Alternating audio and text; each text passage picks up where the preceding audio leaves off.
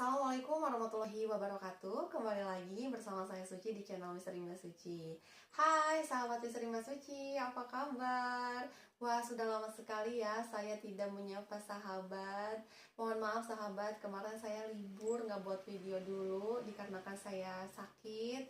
Sebetulnya sekarang juga masih kurang enak badan, tapi jangan khawatir, tidak mematahkan semangat saya untuk membuat video kali ini.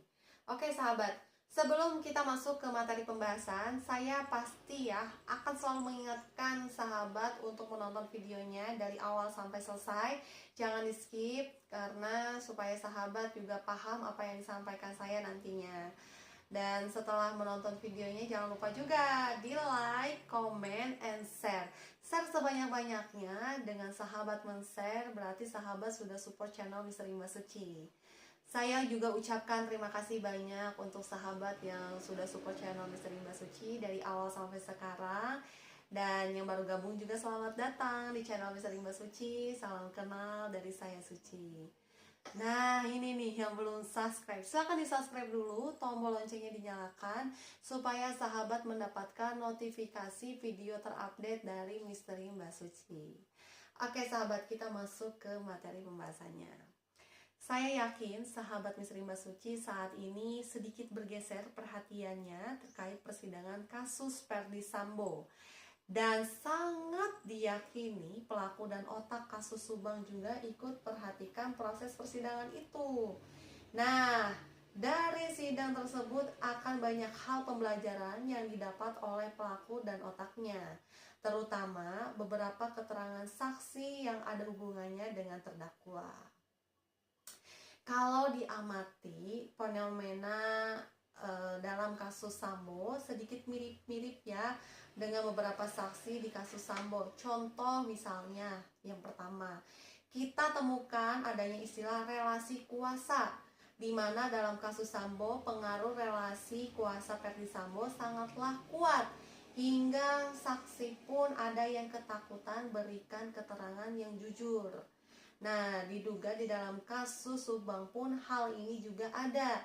Jika kita menyimak dari awal kasus, adanya keterangan saksi yang berubah-ubah dan bahkan diduga ada beberapa saksi yang tidak berani menampakkan diri karena ketakutan dalam menghadapi proses hukum.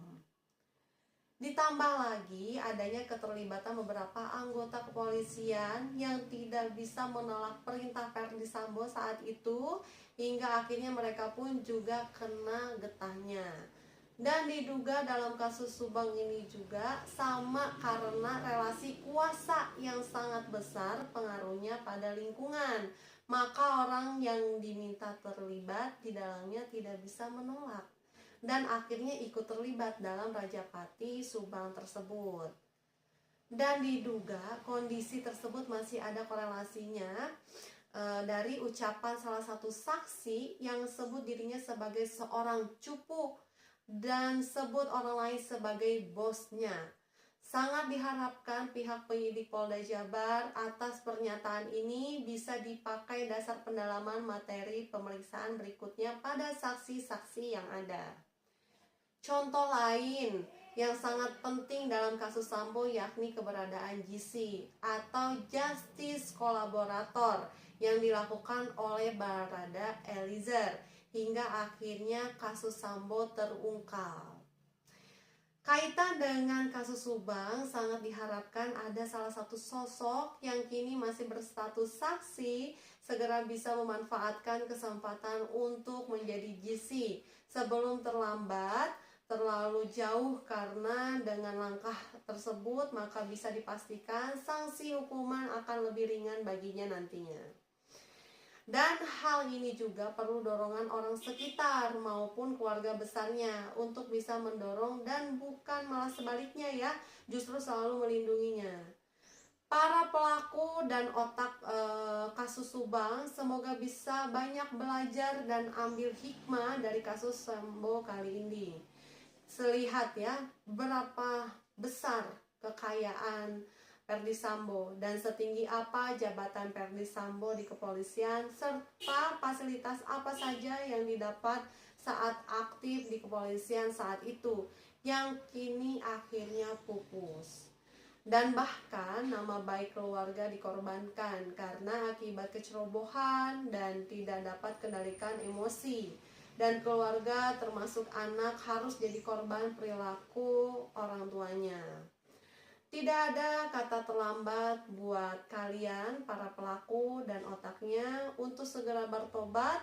Akui kesalahan kalian, karena sebagai orang yang beragama pasti kalian punya Tuhan yang pasti mengetahuinya atas perilaku kalian, dan kelak pasti dapat balasan lebih menyakitkan jika kalian tidak segera bertobat.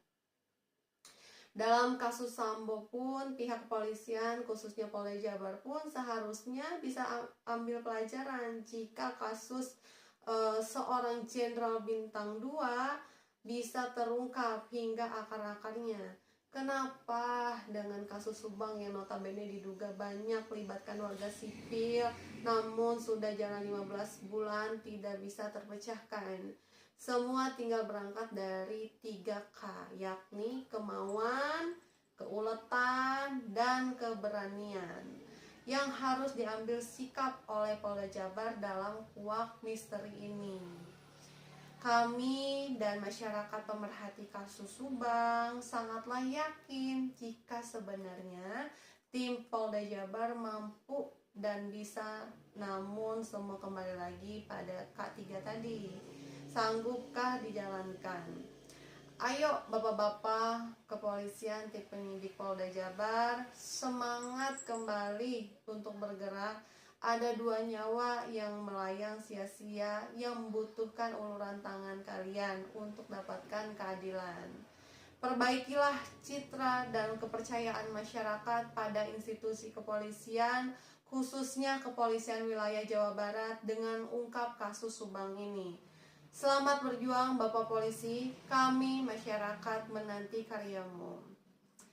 Sahabat, saya ucapkan terima kasih banyak untuk sahabat yang sudah bersedia mengawal kasus Subang ini, ya, meluangkan waktunya memperhatikan kasus Subang ini. Tidak terasa ya sudah menginjak 15 bulan. Sahabat, saya pasti akan selalu ingatkan kepada sahabat untuk mendoakan kedua almarhumah agar kedua almarhumah lebih tenang lagi di alamnya. Oke, sahabat Misteri Mbak Suci, mari kita berdoa. Berdoa dimulai. Al-Fatihah. Iya kan. Amin, rabbal alamin.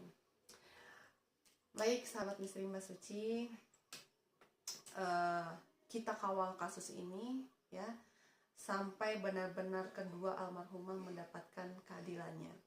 Semangat terus untuk Bapak Kepolisian mengungkap ya kasus Rajapati di Jalan Cagap yang saat ini sudah menginjak 15 bulan ya.